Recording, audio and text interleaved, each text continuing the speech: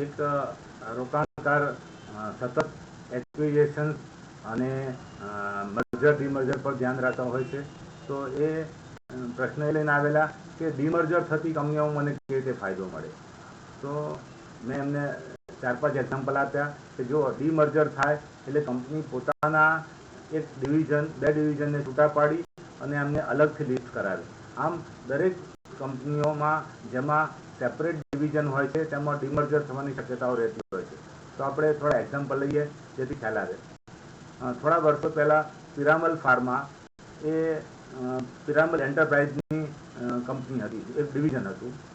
તો એ બંને વચ્ચે સિનર્જી ન હતી. એક ફાઇનાન્સ કંપની હતી, લોન બિઝનેસ કરતી હતી અને બીજી ફાર્માસ્યુટિકલ દવાનું ઉત્પાદન કરતી. આમ એનાલિસ્ટને તકલીફો પડતી હોય છે કે આ કંપનીનું વેલ્યુએશન કેવી રીતે નક્કી કરવું, કારણ કે એમાં 2 બિઝનેસ છે, એક લોનનો બિઝનેસ છે અને એક ફાર્માસ્યુટિકલ દવાઓનો બિઝનેસ. તો આ કંપનીઓનું જે વેલ્યુએશન છે અલગ કરવાથી ફાયદો એ મળતો હોય છે કે શેરહોલ્ડરથી વેલ્થ વધે છે. તો આ કંપનીએ શું કર્યું, પોતાના ફાર્માસ્યુટિકલ ડિવિઝનને છૂટું પાડ્યું અને એનું અલગથી લિસ્ટિંગ કરાવ્યું કે જે આપણે પીપીએલ ફાર્મા તરીકે ઓળખીએ. આમ બંને કંપનીઓના વેલ્યુએશન જુદા મળ્યા.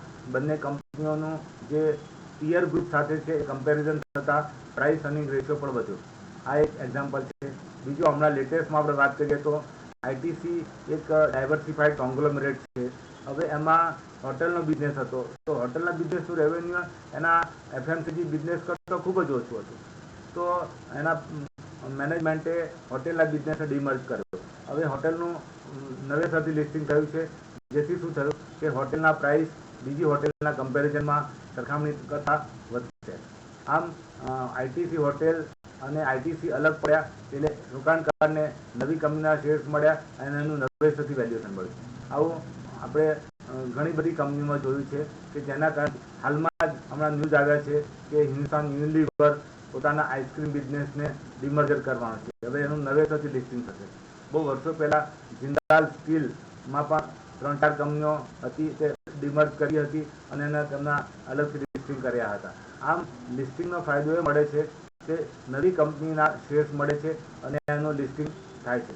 હમણાં આપણે થોડા વખત પહેલાં એ પણ જોયું કે રિલાયન્સ ઇન્ડસ્ટ્રીઝમાંથી જીઓ ફાઇનાન્સ ડિમર્જ કરવામાં આવી. આખો ફાઇનાન્સનો બિઝનેસ અલગથી ડિમર્જ કર્યો અને એનું લિસ્ટિંગ કર્યું. આમ કંપનીઓ શું કરે છે, પોતાના સ્ટોક્સ શેરહોલ્ડર્સને વેલ્થ બની આપે એમ કરીને પોતાના ડિવિઝનને છૂટા પાડતા હોય છે અને આ તે પોતે પ્રોગ્રેસ મેળવતા હોય છે.